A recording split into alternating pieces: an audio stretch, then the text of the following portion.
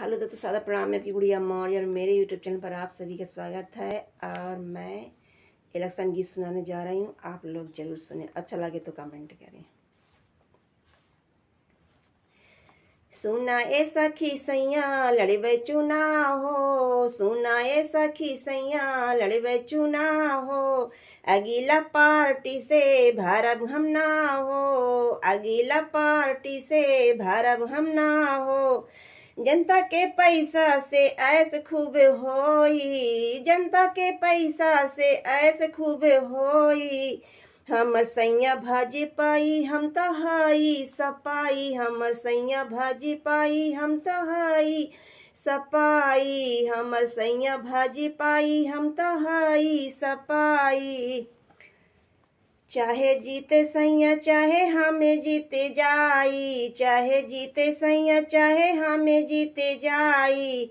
दोनों में बाटे सखी हमेरो भलाई, दोनों में बाटे सखी हमेरो भलाई।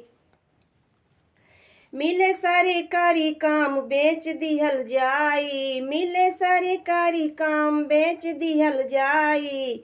हमर सैया भाजी पाई हम तहाई सपाई, हमर सैया भाजी पाई हम तहाई सपाई, हमर सैया भाजी पाई हम तहाई सपाई।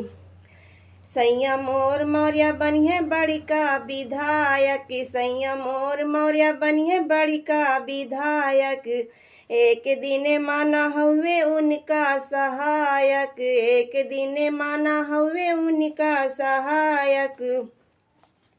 सबके साथ लैके पर्चा भराई, हमर सैया भाजी पाई हम तहाई सपाई, हमर सैया भाजी पाई हम तहाई सपाई, हमर सैया भाजी पाई हम तहाई सपाई, हमर सैया भाजी पाई हम तहाई सपाई।